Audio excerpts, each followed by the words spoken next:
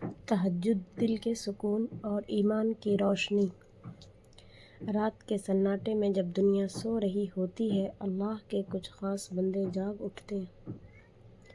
وضو کا پانی چہرے سے گزرتا ہے تو گویا دل کے غبار کو دھو دیتا ہے، اور جب سجدے میں سر رکھ دیا جاتا ہے تو روح سکون، اطمینان اور نور سے بھر جاتا ہے۔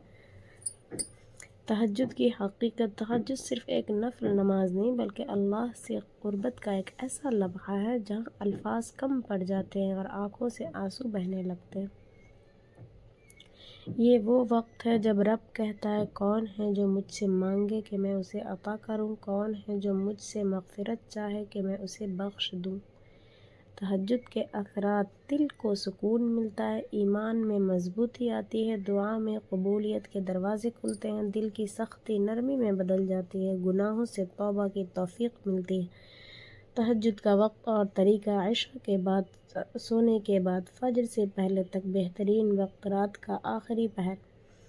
تہجد کا وقت اور طریقہ: 2، 4، 6، 8 رکعت نفل، جتنی توفیق ہو۔ دل سے نیت ہو کہ اے اللہ، میں تیری رضا چاہتا ہوں۔ آخر میں دعا مانگو، آہستہ، عاجزی سے اپنے رب کے سامنے۔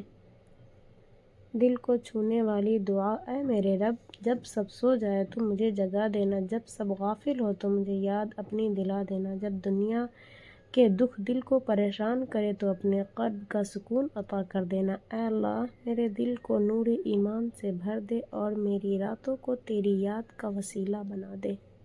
بے شک